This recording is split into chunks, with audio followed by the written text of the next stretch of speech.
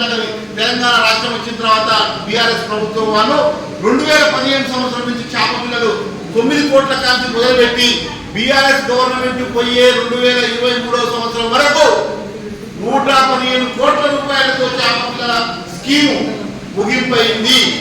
తర్వాత 2024లో కాంగ్రెస్ గవర్నమెంట్ 2023 డిసెంబర్లో వచ్చింది కాంగ్రెస్ గవర్నమెంట్. వచ్చిన తర్వాత 2024లో ఈ సంక్షేమ పథకానికి కేవలం 30 కోట్ల రూపాయలు మాత్రమే కేటాయించి మొత్తం చేప పిల్లల పథకాన్ని పక్కగా పట్టించే ప్రయత్నం చేస్తున్నాము. 2025 నేను ఎప్పుడు ఫస్ట్ మొదలు మాట్లాడినప్పుడు మొదలు పెట్టింది నేను ఇది మొత్తం కాలం పోతున్నది, సంవత్సరాలు పోతున్నాయి.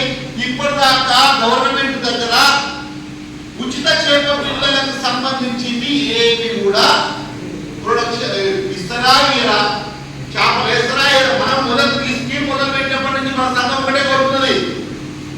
దొంగకు తాళం చేయించింది వీళ్ళు గవర్నమెంట్ బీఆర్ఎస్ గవర్నమెంట్. మీరు ఏ పార్టీ ఈ పార్టీ అని అంటే దయచేసి అసలు మన చేప ఉంది, మన అమ్మ, మన పెద్దమ్మ, మన గంగమ్మ, మన తల్లి, మన చేప, మన చెరువు, మన వృత్తి, మన తల్లి. మీరు అంతవరకు గవర్నమెంట్ ఎవరుంటే ఆ గవర్నమెంట్ మనం అడగాల్సిన బాధ్యత ఉన్నది. కాబట్టి మీరేమంటున్నారంటే మిత్రులారా, ఇప్పుడు మనకు దొంగకు తాళం చేయించినట్టు